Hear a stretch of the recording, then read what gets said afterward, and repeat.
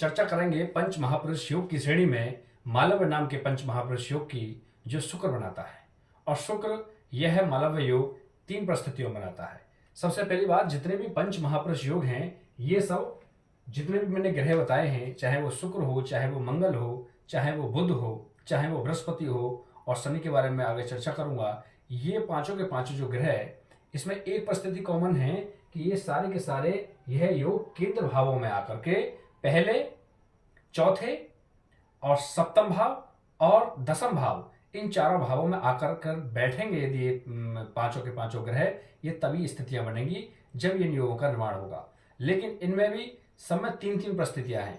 यदि ये ग्रह अपनी स्वराशि में बैठे, अपने मूल त्रिकोण में बैठे और उच्च के होकर के बैठे।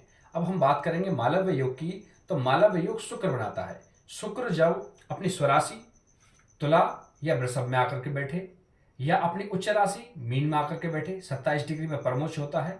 और यदि अपने मूल त्रिकोण 1 से लेकर 13 डिग्री तक यह तुला राशि में मूल त्रिकोण का होता है।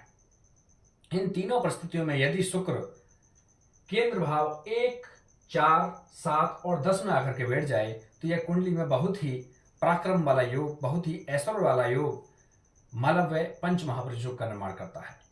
पंच महापुरुष मालव्य महायोग का जातक जिस कुंडली में होता है ये वाला योग, तो वह वाला जातक परम ऐश्वर्यशाली और भूपति, उसकी पत्नी सुंदर, लगभग 77 से 80 वर्ष तक जीने वाला, और उसकी ख्याति राजनीति में, विभिन्न प्रकार की कलात्मकता में, जितने भी अभिनेता होते हैं, उच्च कोटि के जो अभिनेता होते हैं, उनकी कुंडली में ज्यादातर ये मालव्य नाम का पंच महापुरुष योग पाया जाता है।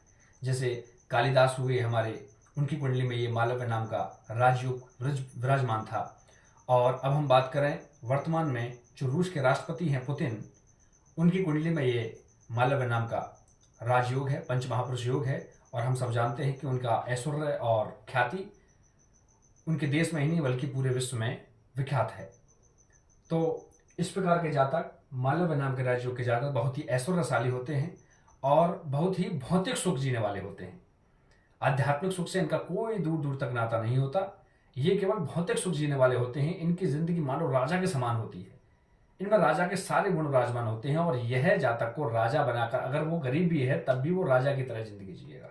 इस प्रकार के योग में नमस्कार।